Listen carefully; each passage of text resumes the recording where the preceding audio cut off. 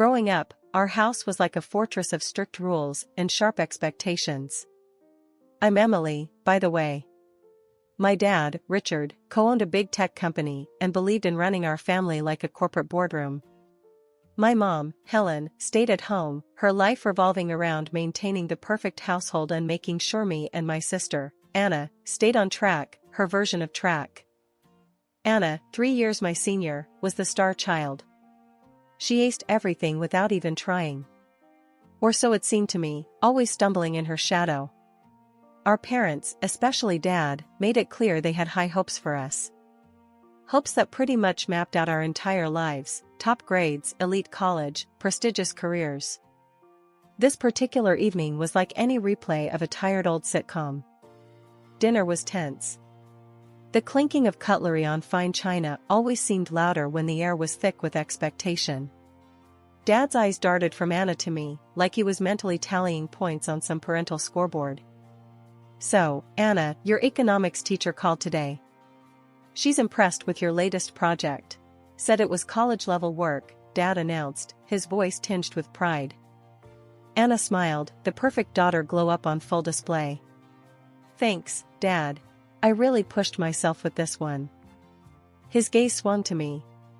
"And Emily, how are your grades?" "Still struggling with calculus, I hear." The food in my mouth turned to sawdust. I nodded, not trusting my voice. Anna's eyes flickered my way, a glimmer of sympathy before she quickly masked it. "Math isn't my thing, Dad. You know I'm more into."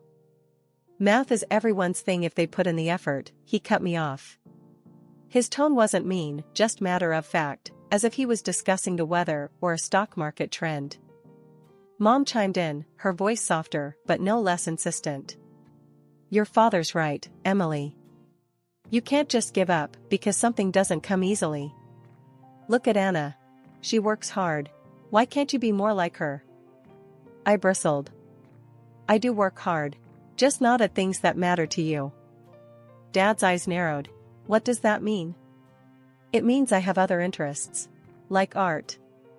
He scoffed, shaking his head. "Art is a hobby, Emily. It won't pay your bills or build a future. You need to be realistic." I pushed my chair back, the legs screeching against the tile floor. "Excuse me, I need some air." As I left, Dad's voice followed me. "We're only saying this for your own good, Emily." Outside, the cool evening breeze was a small relief from the stifling dining room. Their expectations were like chains, heavy and cold, and no matter how hard I tried, I couldn't seem to break free. Not like Anna, who wore those expectations like a crown, always poised, always perfect. But that night, under the starry sky, I made a silent vow. One day, I'd find a place where I wasn't just Anna's lesser shadow. A place where I could be me, whatever that meant, without apology or comparison. In our house, everything was a competition, especially for my sister Anna and me. My dad had this belief that pitting us against each other was the way to breed success. He'd say stuff like, "Competition sharpens the mind," but all it did for me was grind my confidence into dust. I mean, imagine screwing up a math problem and then going to school with a rumbling stomach the next day because of it. That was my reality. Anna always came out on top. Whether it was math, science, or any school subject, she nailed it. Because of that, she was the golden child, the one who wore new clothes and had lunch packed with more than just leftovers. On the other hand, I was the one in faded jeans, trying to get by on scraps. Dad made sure of it. "You need to push harder, Emily," he'd say at the dinner table, barely looking up from his plate as he compared our report cards. "Look at your sister. She's setting the bar. Meet it or go hungry." The unfairness of it all could choke you. My mom, Helen, always backed him up too. "Your father's right," she'd add, in that quiet voice of hers that somehow sliced deeper than any shout. "We only want what's best for you." But I had a different idea of what was best for me. My room was my refuge, a small space crammed with paints, brushes, and canvases. I wasn't any good with numbers or business strategies, but give me a brush, and I could make magic. One late afternoon, after another crushing round of comparisons where I came up lacking, I escaped to my room, slamming the door behind me. I needed to drown everything out, the disappointment in Dad's eyes, Mom's sighs, Anna's awkward attempts to make me feel better. Painting was my escape, my secret world. I was mixing some blues and greens, trying to capture the storm inside me on the canvas, when Anna knocked softly. "Emily, can I come in?" I didn't have it in me to send her away, so I just grunted. "Yeah, whatever." She stepped in, hovering by the door. Her eyes roamed over my makeshift studio, lingering on the unfinished canvas. "That looks amazing, Em." "It's just a storm," I muttered, focusing on blending the colors, letting the brush strokes express my frustration. "No, I mean it. You really have something here. Why don't you show them?" I scoffed, a harsh laugh escaping me. "Yeah, right. Look, Dad, forget about my crappy grades and check out this painting I made. That'll really impress him." Anna bit her lip, looking like she wanted to argue, but instead, she shifted the topic. "Just, don't let him stop you, okay? You're good. Really good." The last year of school crushed me under its weight. Anna had sailed into the Faculty of Management at the prestigious university everyone expected us both to attend. Me? I was barely scraping by, my heart not in the endless formulas and business strategies that piled up on my desk. The day the college acceptance letters were due, the atmosphere at home was electric with tension. I already knew what the letter would say, or rather, what it wouldn't. Dragging myself downstairs, I found both my parents in the living room, the dreaded letter lying like a verdict on the coffee table. Mom's face was stormy as she waved the letter at me. "Care to explain this?" I took a deep breath, bracing for the explosion. "I didn't get in." "And you're not even upset?" Mom accused. Her voice was sharp, like she could cut me open and find the answers she wanted. "Do you have any idea how embarrassing this is? Your sister got in with flying colors, and here you are, failing." "I'm not Anna," I shot back, my patience fraying. "That's the problem. You never try hard enough. You're going to end up a stupid beggar." Her words stung, but not as much as they used to. I was too tired, too worn down from fighting a battle I never chose. "I don't want to be a businesswoman," I said quietly, the truth finally spilling out. "I want to be an artist." The room went deadly quiet. Dad, who had been silently brooding by the window, turned sharply. His voice was cold and furious. "You want to what? Throw your life away?" "It's my life," I retorted, feeling a spark of defiance. "Not yours. I've never wanted this. I've never wanted any of this." "You ungrateful child," Dad hissed, his face red with anger. "If you think you can choose such a worthless path, you can get out. Get out and don't come back." His words hung heavy in the air.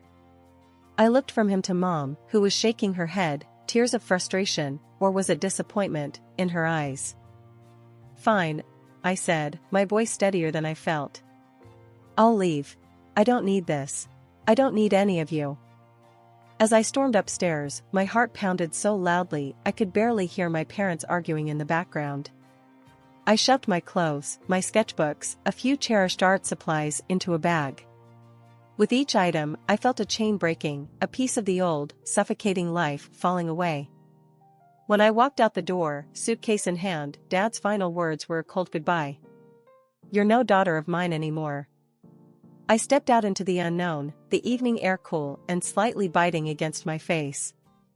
It was scary, and for a moment, I didn't know what to do or where to go. But as I walked down the street, the weight of years of expectations lifted off my shoulders, and I realized I was free. The only place I thought of going was Grandma's. She had always been the soft counter to Dad's strict rules, a quiet rebel who nurtured my love for painting, despite his disapproval. So, with my world turned upside down, I found myself dragging my suitcase up her garden path, the familiar scent of her rose bushes somehow reassuring. Knocking on her door, my heart was thumping wildly, half out of fear, half out of relief. When she opened the door and saw me standing there, her expression shifted from surprise to concern in a heartbeat. "Emily, what in the world?" She didn't finish her sentence, just pulled me into a warm hug that smelled like vanilla and fabric softener. "I left home, Grandma," I managed to say, my voice muffled against her shoulder. Come in," she ushered, leading me into the cozy kitchen where a kettle was already whistling on the stove. Once we were seated at her table, a cup of tea in front of each of us, I told her everything. How Dad had disowned me, how Mom just stood there, how I couldn't bear to live under their roof a moment longer. Grandma listened, her eyes softening with each word I spoke. "You did what you had to do, dear," she said once I'd finished.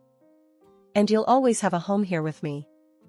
Relief washed over me, the tension I'd been carrying dissipating slightly. "Thank you, Grandma. I don't know what I would do without you." She reached across the table, squeezing my hand. "Now, tell me about your plans." "I know you, Emily. You must have a plan." Taking a deep breath, I shared my secret hope with her. I applied to the Institute of Arts. On the internet, quietly. I didn't tell Mom and Dad. Grandma's face broke into a wide smile. "That's wonderful. Following your heart, that's my girl." The conversation shifted to lighter topics for a while, allowing me to breathe easier and feel momentarily carefree. But later that evening, as we were cleaning up after a dinner of her homemade lasagna, my phone buzzed with an email notification. I checked it, not expecting much. "It's from the Institute of Arts," I said, a knot forming in my stomach. Grandma dried her hands quickly and came over to stand beside me. "Well, open it, dear," she urged, her voice tinged with excitement. With a shaky hand, I tapped on the screen and read the contents of the email, my eyes widening with each word. "I got in, Grandma. I got in, and they're offering me a scholarship. Full tuition covered." "Oh, Emily!" Grandma exclaimed, her eyes brimming with tears as she pulled me into another hug. "I knew it. I always knew you had something special. This is just the beginning for you." We spent the rest of the evening talking about the future, about art and dreams, and making a new life. It felt like for the first time in a long time, I was exactly where I was supposed to be. Grandma's faith in me bolstered my own, and I felt ready to take on this new challenge. A few days later, Grandma accompanied me to the institute to finalize my registration. Walking through the halls filled with vibrant art and buzzing with creative energy, I felt a sense of belonging that had eluded me for years. "You're going to do great things, my dear," Grandma whispered as we left the administration office, my enrollment confirmed. Living on campus was a world away from everything I'd known. For the first time, I was not just studying what I loved, I was immersed in it. The transition wasn't easy, though. Drawing had been something I sneaked around doing back home because my parents had made it clear they didn't see a future in it for me. But here, at the Institute of Arts, it was my life. My first year was tough. The freedom to create was exhilarating, but also daunting. I struggled initially, battling the ingrained fear of my parents' disapproval and the pressure to prove I could make it on my own. Yet, with every sketch and painting, I grew more confident. By the end of the year, not only had I found my footing, but I had also emerged as one of the top students in my class. Professors praised my unique style, and I started to believe maybe I did have something special. As my skills developed, so did recognition. The school offered a few of us, the so-called emerging talents, a chance to showcase our work at a personal exhibition. I jumped at the opportunity. Preparing for the exhibition was intense. Every piece had to say something, to stand out. I poured my heart into each painting, hoping they were good enough to be noticed. The night of the exhibition was surreal. The gallery was buzzing with people, music softly playing in the background, lights casting a perfect glow on the paintings. I stood nervously by my work, watching as people walked by, stopping to look, to discuss. My grandmother, who had come to see the exhibition, stood beside me, her eyes wet with pride. "You've done well, Emily," she whispered, squeezing my hand. "I'm so proud of you." That night, something incredible happened. A local TV crew, who had come to cover the exhibition, featured my work. Suddenly, I wasn't just a student, I was an artist being talked about. The segment aired, and the next thing I knew, I was being invited to talk about my art on various shows. My paintings started circulating on the internet, gaining popularity. It was all so fast, so big. I felt like I was dreaming. The real pinch-me moment came when an animation studio contacted me. They wanted to use my designs for a series. Next thing, those sketches and characters I created in the solitude of my studio were moving, living on screens. They even started a comic book series based on them. And yeah, they paid me, which felt weird but incredible. I remember sitting in my dorm, watching the first episode of the animated series, thinking about how far I'd come. From hiding my sketches from my parents, to seeing my creations come to life on TV, it was mind-blowing. I was in my studio on campus, streaks of paint on my hands, and a blank canvas waiting, when my phone rang. It was Anna. I hesitated for a moment, not sure what to expect. We hadn't talked much since I left home. "Emily? It's Anna," she said, her voice uncertain. "I saw you on TV last night. You were amazing." "Thanks," I replied, taken aback by her call and her compliment. "I appreciate it, Anna. How's school going for you?" "It's fine," she said, though her tone suggested otherwise. "Actually, that's partly why I called. I've been thinking a lot about what I'm doing. I'm not sure I'm as cut out for the business world as Dad thinks. Watching you follow your passion made me wonder if I'm just going along with what's expected of me, not what I want." This was new. Anna, the perfect student, doubting her path? It's never too late to change your course, you know.